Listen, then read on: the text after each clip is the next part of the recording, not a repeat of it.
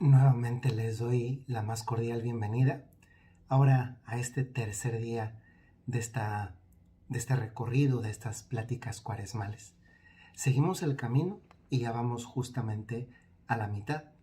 Hoy, para esta meditación, vamos a ayudarnos del Evangelio de San Juan, que es el Evangelio que corresponde a la tercera semana de Cuaresma. Y este Evangelio es el de Juan 2, capítulo 2, versículo 13 al 25. Vamos a introducirnos inmediatamente en él para comenzar a encontrar luz, meditación, fuente de oración con Dios nuestro Señor. Cuando se acercaba la Pascua de los judíos, Jesús llega a Jerusalén y encontró en el templo a los vendedores de bueyes, ovejas y palomas, y a los cambistas con sus mesas. Entonces hizo un látigo de cordeles y los echó del templo, con todo y sus ovejas y bueyes. A los cambistas les volcó las mesas y les tiró al suelo las monedas. Y a los que vendían palomas les dijo: quiten todo de aquí y no conviertan en un mercado la casa de mi Padre. En ese momento sus discípulos se acordaron de lo que estaba escrito: el celo de tu casa me devora. Después intervinieron los judíos para preguntarle: ¿qué señal nos das de que tienes autoridad para actuar así? Jesús les respondió: destruyan este templo y en 3 días lo reconstruiré. Replicaron los judíos: 46 años se ha llevado la construcción del templo, ¿y tú lo vas a levantar en 3 días? Pero él hablaba del templo de su cuerpo.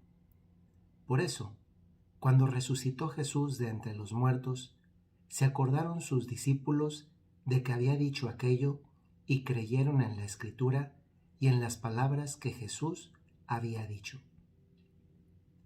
Mientras estuvo en Jerusalén para las fiestas de Pascua, muchos creyeron en él al ver los prodigios que hacía.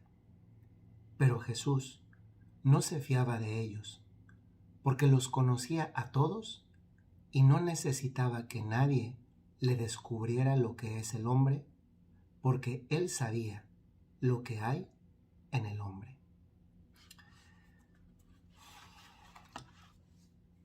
Siempre nos ayuda mucho dejar unos cuantos segundos en silencio. No lo vamos a hacer ahora mismo porque al ser una transmisión se dificulta porque propiamente no estamos posiblemente en un lugar, en una capilla que nos ayude a tener este espacio de recogimiento.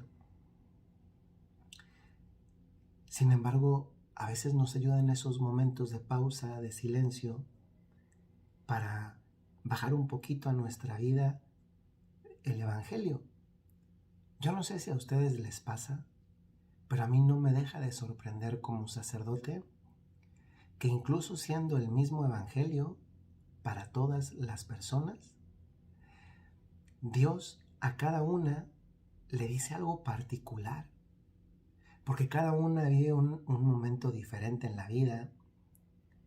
Tiene un momento de alegría o de tristeza, de dificultad, un problema, una duda. Es la primera vez que entra en contacto con este Evangelio y es una cuarta, quinta o sexta vez. Dios nos habla a todos con las mismas palabras, pero en cada uno Dios logra como esa personalización de su mensaje de tal manera que a cada persona le llega con el acento justo en el momento adecuado. Este evangelio es un poco particular porque si hiciéramos una encuesta de cómo visualizas tú a Jesús, cómo visualizas que era Jesús, yo creo que la mayor parte de las personas pues tienen en la mente, por ejemplo, ese Jesús que carga la oveja, ese Jesús cariñoso, ese Jesús que cura, ese Jesús que abraza, ese Jesús que perdona. Y efectivamente ese es Jesús. Pero también hay otra faceta de Jesús que podríamos encontrarla justamente en este evangelio que acabamos de leer. y que nos revela una parte de ese Jesús que no siempre tenemos tan claramente identificada, y que es la de un Jesús que se enoja. Y antes de hablar de otra cosa, profundizar en este evangelio, yo estoy seguro que también nos podemos identificar, porque en nuestra vida también hay muchos episodios de enojo. Es que nos enojamos un montón de veces. En la vida hay un montón de ocasiones en las que nos enojamos. A mí me pasa cuando estoy confesando que una persona, bueno, no una, muchas personas, a veces es como de la canasta básica de los elementos que hay en las confesiones. Uno de ellos es justamente esto. Las personas que dicen, Padre, me acuso de que me enojé. Ya a veces dejo que digan lo demás que tienen que decir hasta que las personas terminan, y en un momento le digo, mire, usted me dijo que se enojó. Disculpe, ¿cuál es el pecado en enojarse? Y la persona como que se descuadra y se sorprende y dice, Padre, pero es que enojarse no está mal. Y yo le respondo, disculpe, cuando usted se cae y se raspa, ¿le duele, le molesta, le incomoda o no le incomoda? Pues obviamente la respuesta es que sí le incomoda, que sí le duele, que sí le arde. Y le digo, pues mire usted, el enojo es como el raspón, pero que experimentamos interiormente por un sentimiento muchas veces de injusticia o de que eso que me hicieron no estaba bien. Sí, el enojo es el raspón de los sentimientos. Y tendríamos que ser marcianos, extraterrestres, ovnis, para no experimentar ese enojo ante un raspón de nuestra emotividad, de nuestros sentimientos. El problema no es que nos enojemos. El problema es qué hacemos con el enojo. En el caso de Jesús, es verdad, este evangelio habla en un primer momento de que Jesús se enoja, y ese enojo le lleva a actuar de una determinada manera que es una forma muy particular de actuar. Si esta manera de gestionar el enojo de Jesús aplicase en cualquiera de nosotros, pues sería controvertido entrar en la moralidad de la manera como se expulsa a las personas.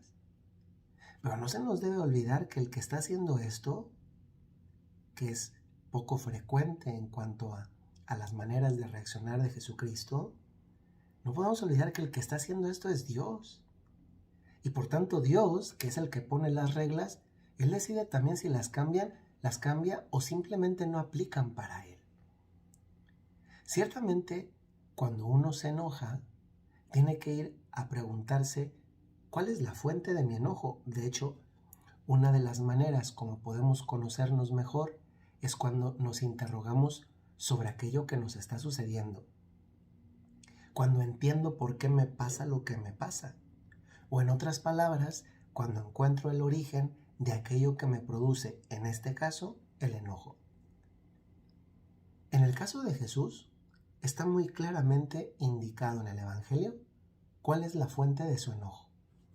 Y la fuente de ese enojo es que Jesús llega a Jerusalén, a la ciudad santa, y en la ciudad santa va a un lugar particular que es el templo, ese mismo templo que Jesús conocía muy bien, porque ese templo él había ido cuando era pequeño con sus papás, con María, con José, y es el mismo templo donde Jesús se perdió varios días hasta que lo reencontraron, y que para él pues fue, en términos humanos, una gozada y no una pérdida de tiempo, una alegría y no un caos, un motivo de sentirse pleno, satisfecho, como se dice en México, a sus anchas, y no agobiado porque no encontraba a sus papás.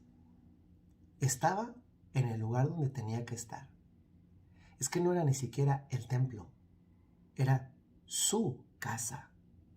Y aunque todos los demás en ese momento, porque era un niño, un adolescente, pues no lo supieran, no era lo importante, porque bastaba que él sí lo sabía. sabía que era ese lugar para él. Era su casa, el templo de Jerusalén.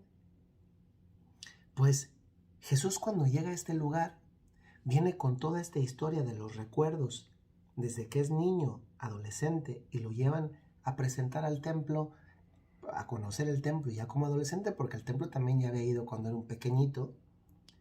Y de hecho, si se fijan, aquí el Evangelio al inicio estaba diciendo que echó del templo a los que vendían ovejas y bueyes, a los cambistas y a los que vendían palomas. Fíjense que hay una variedad de, por así decir, de productos en venta, tanto de los que intercambian productos, monedas, como que además es algo completamente inaudito. Imagínate un templo donde se está convirtiendo en un lugar de intercambio de bienes, en el templo. Pero también habla de las ovejas, de los bueyes, de las palomas. Y eso es significativo por algo que van a entender ahorita. El templo era el lugar donde se ofrecían sacrificios, holocaustos en algunos casos. Holocaustos es cuando se consumía todo. Otro tipo de sacrificios cuando se consumía una parte y la otra parte no se consumía. Eran diferentes tipos de rituales. Pero el holocausto, que de hecho da nombre a lo que hicieron los nazis con los judíos en la Segunda Guerra Mundial, pues justamente consiste en que a los judíos, por razón de su raza, los quemaban y los incineraban. Pues en este caso el holocausto, en un contexto de sacrificio en el templo, consistía en sacrificar la oveja, el buey y la paloma y luego ofrecerlo completamente, es decir, se quemaba completamente para Dios, como una ofrenda para Dios. Y eso también nos indica el tipo de personas, la variedad de las personas en cuanto a posibilidades socioeconómicas. Porque no era lo mismo la persona que podía comprar una vaca o un buey, no era lo mismo a quien podía comprar solamente una oveja, y menos aún a quien podía comprar un pichón. Si ustedes recuerdan, María y José lo que ofrecieron cuando fueron al templo, dice dos tórtolas o dos pichones. Eso también indica el nivel socioeconómico que al menos en ese momento de la vida de José y de María, cuando van al templo y ofrecen esto como sacrificio, el nivel económico que tenían no era abundante. Y eso también dice mucho yo sé que no todas las personas que están escuchando esto son jóvenes o están empezando a casarse ya de forma inmediata o están recién casados, pero hay momentos en la vida de un matrimonio en que las posibilidades pues no son las más prolíficas, las que más nos gustarían. Yo conocí hace poquito una persona que trabaja como empleada doméstica en la casa de unos muy buenos y queridos amigos donde yo me quedé hace poquito en una ciudad de Coahuila, y me contaba cómo ella había experimentado tanto la abundancia como la escasez, como en algunos momentos de la vida había probado pues lo que se puede decir las mieles del dinero y en otros pues la escasez, el no contar con eso, al grado incluso de tener que ayudar en casas como empleada doméstica para sacar adelante a su familia.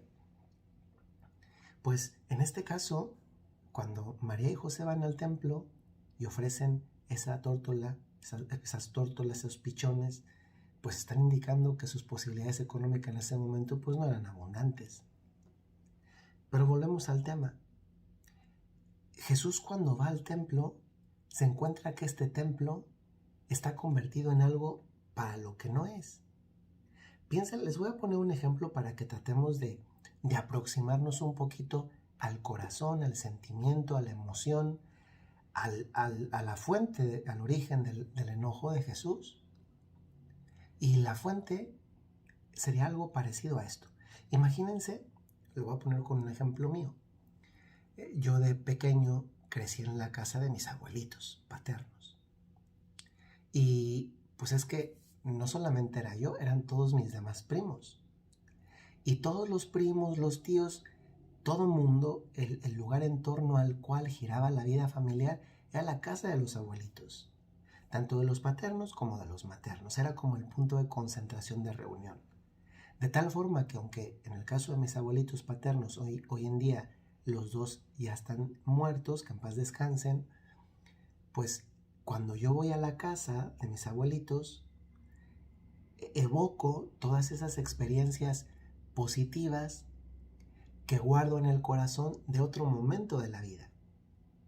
Y aunque afortunadamente la casa está bien conservada, si esa casa se convirtiera, por decir un ejemplo, en una cantina, en una discoteca, o peor, o en cosas peores todavía, pues claro que no me gustaría y que sentiría un cierto coraje, un cierto enojo más bien, porque aquel lugar entrañable destinado para las convivencias familiares en este momento ya no es usado para eso. Y a Jesús le pasa algo parecido. El lugar que está hecho como lugar de encuentro con Dios, para encontrarnos nosotros con Dios, bueno, en ese caso los judíos de ese momento, para dar culto a Dios, está convertido en algo que no es para eso. Y eso le despierta un enojo en Jesús, al grado de que dice, basta, es que esto no puede ser así. Y no puede ser así porque además las personas lo ven como algo natural, como algo que está bien que así sea. Y Jesús, justamente con los actos que tiene después de su enojo, lo que muestra con esa radicalidad, con esa manera como puntualiza y como canaliza su enojo, es la radicalidad de decir, es que esto no está bien. ¿Y saben qué hay de impresionante en todo esto? Oigan, Jesús era uno más en ese momento. Nosotros en este momento ya sabemos quién es Jesús. Sabemos que es Dios, pero en ese momento era uno más. Bueno, uno más para la percepción de la gente que estaba ahí. Y fíjense cómo incluso en las personas que se encontraban ahí, que vendían los bueyes, que cambiaban el dinero, que vendían las ovejas, las palomas, es que ninguno le contestó con una reacción violenta. Porque al final Jesús, al hacer eso, les estaba haciendo ver algo que ellos ya interiormente identificaban, y es, esto no está bien, pero nos conviene, porque nos deja dinero. Fíjense cómo otro pasaje del Evangelio relacionado con esto, cuando Jesús dice, no se puede servir a Dios, señores. O se sirve a Dios o se sirve al dinero. Estas personas tenían ese conflicto interior. Sabían que eso no estaba bien hacerlo allí, pero estaban cómodos haciéndolo porque hasta el momento nadie les había dicho nada. Oigan, es que es increíble que los sacerdotes del templo, que el Sanedrín, que los fariseos, que los saduceos, que los escribas, que nadie les hubiera llamado la atención y que hubiera tenido que ser alguien que además ni siquiera era de Jerusalén, era de Belén, pero pues la mayor parte de personas pensaban que era de Nazaret, haya ido a hacer eso. Y fíjense cómo lo hace con tal autoridad. Es que si no tuviera esa autoridad, esa presencia y sobre todo esa verdad en sus actos, pues cualquiera se le pone al brinco y le dice, pues ¿qué? ¿Por qué me estás haciendo eso? Pues, y se agarran a golpes. Pero no pasó, nadie lo hizo. Es verdad que alguien le contestó. Ahorita vamos a pasar para allá porque quiero quedarme aquí un momentito. Yo quisiera preguntarles, como algo de reflexión, ¿cuánto valoramos sinceramente nosotros la casa de Dios? En aquel momento solamente había un templo y era el templo de Jerusalén. Por eso las personas iban de todos los lugares. La sinagoga no equivale al templo nuestro. El templo de Jerusalén equivale a uno de nuestros templos, capillas, basílicas, catedrales, ermitas. El templo de Jerusalén. La sinagoga es otra cosa, es otro concepto, aunque también esté asociado a un lugar de culto. Pero es otra cosa, tiene otro sentido. Esta es la casa donde Dios vive, donde Dios está, donde vamos a encontrarnos con Dios. Y fíjense cómo en aquel momento ni siquiera tenían como nosotros en nuestras capillas, o en la mayor parte de las capillas, o en muchas capillas, que está Cristo Eucaristía presente. Después de que se ha consagrado y se queda en el sagrario, reservada la Eucaristía. En ese momento no había. En el templo lo que había era en una parte muy íntima del templo, en la que solamente podía entrar el sacerdote y solamente una vez al año, no como nosotros que podemos estar en contacto prácticamente muy pero muy cerca de Dios. Pues lo que no había era Cristo Eucaristía, y lo que sí había era las tablas de la ley, parte del maná de cuando los hebreos anduvieron por el desierto. Pero no estaba Dios, era un templo para Dios, pero no estaba Dios, o no estaba al menos de la forma verdadera y sacramental como lo tenemos nosotros en nuestras capillas. Pero es que aún incluso más, les acabo de decir que el sacerdote podía entrar una vez al año, y hasta una parte del templo diferente podrían entrar solamente los hombres, y hasta otra solamente las mujeres. Eso no sucede con nuestros templos hoy en día. Tenemos un trato tan pero tan cercano con Dios nuestro Señor. Y precisamente por eso la pregunta es esta. ¿Cómo me porto yo en la casa de Dios? Es verdad, seguramente nadie anda vendiendo cosas ahí, aunque luego no falta la que trae el catálogo del Avon o los aceites, ¿verdad? Los catálogos. Y que aprovecha y dice, al final yo te vendo los... Pero usualmente eso no sucede. Pero ¿saben qué sí sucede mucho? A mí como sacerdote, si algo me da un montón de tristeza, y me da tristeza no por mí mismo, me da tristeza por Dios, y a veces sí también me reservo el enojo, porque sí da molestia, y es cuando una persona eh, responde mensajes dentro de la capilla. Es verdad que también no hay que juzgar, porque hoy muchas personas traen, por ejemplo, manuales de oraciones o el breviario en el teléfono celular. Es mi caso, yo muchas veces en lugar de traer los 4 tomos del breviario, de la liturgia de las horas, pues mejor con el celular lo tengo ahí, lo puedo llevar más fácilmente, simplemente descargo y lo rezo. Eso también es de mucha madurez, ¿no? No podemos ir juzgando simplemente porque tienen un celular que estén haciendo algo que no. O por ejemplo, yo en las misas, para animar los cantos, pues pongo pistas para que la gente cante. Pero yo las pongo desde el celular que lo tengo conectado a la bocina. Entonces, la gente que me conoce ya sabe que no estoy respondiendo un mensaje, que estoy cambiando de canción para que suene en el ofertorio, en la comunión, el canto final, etc. Pero esto no es para que alguien más nos venga a decir, eso es para que nosotros nos preguntemos. Porque es bien triste cuando... Yo no lo entiendo. ¿Cómo puede sonar un teléfono en la misa? Es más, es que no entiendo cómo alguien puede responder una llamada telefónica en la misa. Y pasa. Y pasa incluso cuando estamos en el momento más sacrosanto de toda la Sagrada Misa, como lo es el momento de la consagración. Y hay gente que le suena el teléfono, que pues bueno, hasta ahí podría decir uno pasa. Pero es que se ponen a contestar el teléfono, se salen a la carrera, como que no se dan cuenta o fingen no darse cuenta de que está la Eucaristía, está el momento más santo y más importante de toda la misa. Y fingen como que hablan más despacito y más bajito para que nadie los escuche. Pero pues todos los estamos viendo cómo se salen por el pasillo para contestar el teléfono. De verdad, si es algo importante, no puedes estar en el mejor lugar. Si es algo importante la llamada, no puedes estar en el mejor lugar. Si es algo urgente, si es algo grave, no puedes estar en el mejor lugar para ayudarte en esa cosa grave. Pero pasa, desgraciadamente. O que están viendo las redes sociales, o que se distraen. Es verdad que en este tiempo las redes sociales han sido una bendición, pero también desgraciadamente a muchos les ha venido como una comodidad para esta cultura de comodidad y hedonismo en la que ya vivía. Porque yo puedo seguir la misa cuando yo quiero y la corto y luego la continúo. No es lo mismo. No es lo mismo una misa retransmitida por las redes sociales que una misa vivida presencialmente. Y no es lo mismo porque no se puede recibir a Cristo con un emoji, con un emoticón, esas caritas. No se puede recibir así. A Cristo sacramentalmente, que es la única manera de tener a Dios con nosotros verdaderamente, solamente se le recibe en la Eucaristía.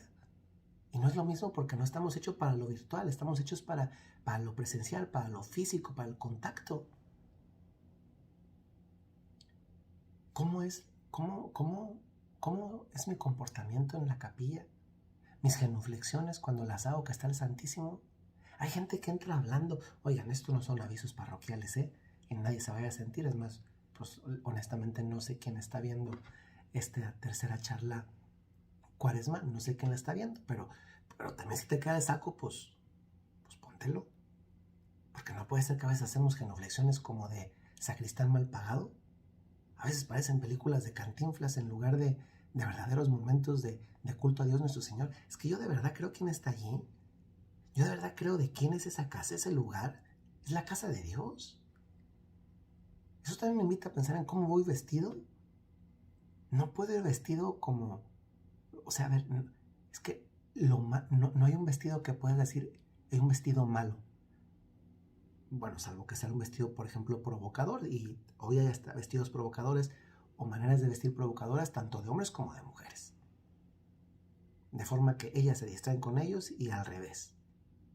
Ellos con ellas. Pero, a ver, esto no se trata de quién viste mejor o quién viste peor. Se trata de significar con mi manera de vestirme externamente que ese lugar al que voy es algo que significa algo para mí, por quien está allí y que también me ve y me recibe. Sinceramente, ¿cómo valoro yo la casa de Dios? ¿Cómo valoro las cosas de Dios? Me molesta cuando alguien le hace algo a las cosas de Dios.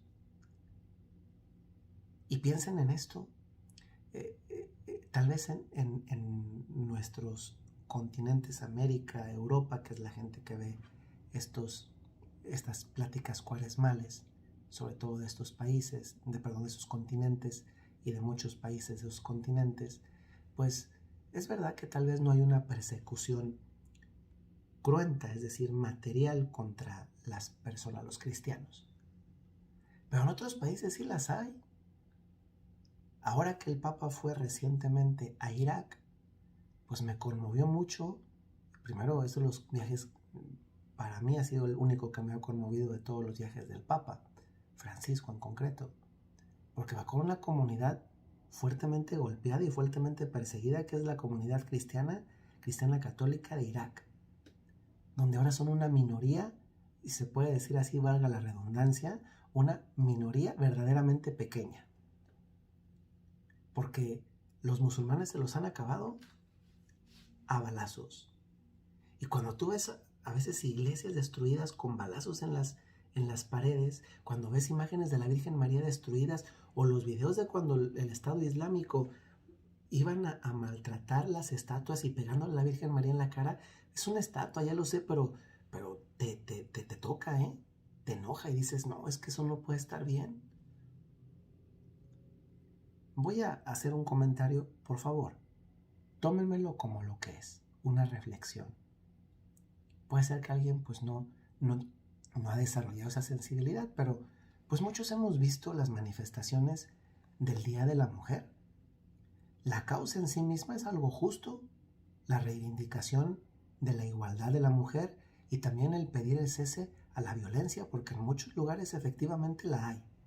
Y creo que con eso estamos de acuerdo. Yo creo que nadie en un sano juicio puede estar de acuerdo en que golpeen a una mujer, en que le hagan violencia, pues obviamente no. Y en las marchas, la inmensa mayoría de las mujeres se manifiestan pacíficamente. Pero hay un grupito que no es tan pequeño que hace actos de vandalismo.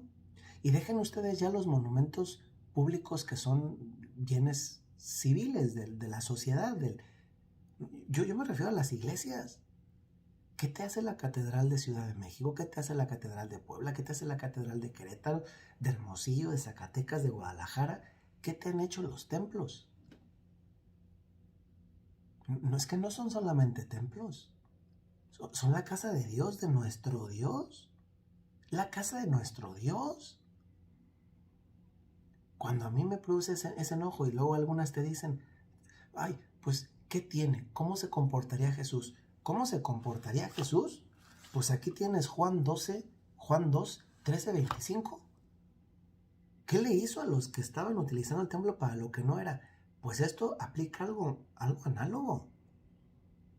Como digo, no son la mayor parte de las mujeres que se manifiestan pacíficamente, pero hay un grupito bastante violento, gamberro, vandálico, que hace un daño tremendo y no me va a doler si es la casa de mi Dios.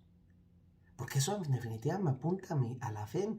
Yo de verdad creo que Jesús está ahí en la Eucaristía, que es en torno. La iglesia vive de la Eucaristía, la iglesia gira en torno a la Eucaristía. Y a mí a veces de verdad, a mí eso sí me enoja. Porque primero la iglesia, Jesús no te hizo nada. Pero claro, a veces son los lugares más vulnerables. Pero no nos quedemos solamente con este aspecto del templo en una dimensión física, estructural, en un monumento, por así decirlo, una construcción, si lo quieren decir así. Jesús después, cuando estas personas, algunas sí le levanta la voz, o sea, le pone al tú por tú, no a golpes, pero le dice, ¿y quién eres tú para hacer esto? Momentos antes, cuando han visto esto los apóstoles, que dicen, ay, a Jesús nunca lo habíamos visto así, dice, se acordaron de que está escrito, el celo de tu casa me devora, que es un pasaje del Antiguo Testamento, traído al Nuevo Testamento por los apóstoles que lo recuerdan cuando ven a Jesús así. Fíjense, lo que los apóstoles ven no es quizá lo que nosotros podríamos ver. Nosotros vemos un Jesús posiblemente enojado, alterado. Los apóstoles ven a un Dios, a un Jesús en el que Dios cumple el Antiguo Testamento en el Nuevo. El celo de tu casa me devora. Y después los judíos le preguntan, ¿cómo tienes autoridad para actuar así? Y entonces Jesús apunta a una dimensión diferente, que es la segunda parte que quiero meditar con ustedes. Jesús apunta dice él mismo, destruyan este templo y en 3 días lo reconstruiré. Obviamente no está refiriendo al templo del que está expulsando, aunque también lo ha defendido, Está refiriendo ahora a él mismo, a este templo que es él mismo y que nos enseña de esa forma a que también nosotros somos templos de Dios, o al menos estamos llamados a hacer eso. ¿Y qué sucede entonces? Pues estos banalizan porque no han entendido. Y banalizan esos judíos que le han preguntado porque dicen, oye, pero si el templo se construyó en 46 años y tú dices que lo levantas en 3 días, y por eso anota el evangelista que además es Juan, que sí conoció a Jesús, se refería al templo de su cuerpo. Pues miren, así como hay un cuidado de las cosas de Dios, en este caso el énfasis en el templo, también podemos decir que hay un cuidado de las cosas de Dios en cuanto a todos esos templos con los que convivimos todos los días y que son las personas que nos rodean. ¿Qué tanto cuidas tú a tu esposo, a tu esposa, que es templo de Dios? ¿Qué tanto cuidas tú a tu yerno, a tu yerna, nuera? ¿Qué tanto cuidas tú a tus amigos, a tus amigas? ¿Qué tanto cuidas tú a tu novio, a tu novia, a tus compañeros de trabajo? Y vele sumando todo lo que tú quieras. Porque muchas veces puede ser que sí cuidamos el templo, la casa de Dios. Qué bueno, qué maravilloso. También hay por así decir, una urbanidad cristiana en la manera como nos relacionamos con Dios en el lugar de culto en el que estamos todos, en el que todos somos familia, en el que hablamos, nos presentamos con Dios. Pero también debe haber una urbanidad espiritual que parte de la conciencia de que en el otro está Dios, para también yo cuidar al otro. Y entonces fíjense, cuando a mí me molesta que alguien, mi hijo, mi hermano, mi esposo, mi esposa, mis papás, mis cuñados, mis primos, mis hermanos, quien sea, cuando alguien hace con su cuerpo algo para lo que su cuerpo Dios no lo creó, entonces podemos decir que ahí hay algo maravilloso. Y hay algo maravilloso porque me estoy preocupando por ese lugar en el que Dios quiere habitar y quiero que siempre sea digno. Preocupémonos también por esas otras cosas de Dios, como son el matrimonio, la amistad, los hijos, los padres. Durante este tiempo ha sido muy fácil desentenderse, por ejemplo, de los padres. Y aquí me voy a detener un momento y con eso terminamos. Muchos de ustedes, yo también, tenemos papás. Y qué fácil es decir, pues no los veo porque hay pandemia y no los vaya a contagiar. Pues si el punto es el contagio, pues cuídate para que puedas ir a visitarlos. porque vives de tal forma que parece que simplemente es el pretexto para desentenderte. Si no tienes que ir a una fiesta, un convivio, a la pachanga con los amigos, a tu lunesitos, tu miércolesitos, tu viernesito con los amigos, porque tienes que ir a ver a tus papás, porque quieres ver a tus papás, porque de verdad quieres convivir con ellos y no solamente es un pretexto, es que no los quiero contagiar, pues iré de tal manera que puedas ir a visitarlos después. Yo conocí un caso en este tiempo en el que una persona falleció y falleció de soledad. Y cuando el familiar se dio cuenta porque encontró a la persona difunta unos cuantos días después, se sintió muy mal porque sabía que esta persona que falleció necesitaba tiempo porque no tenía con quién hablar.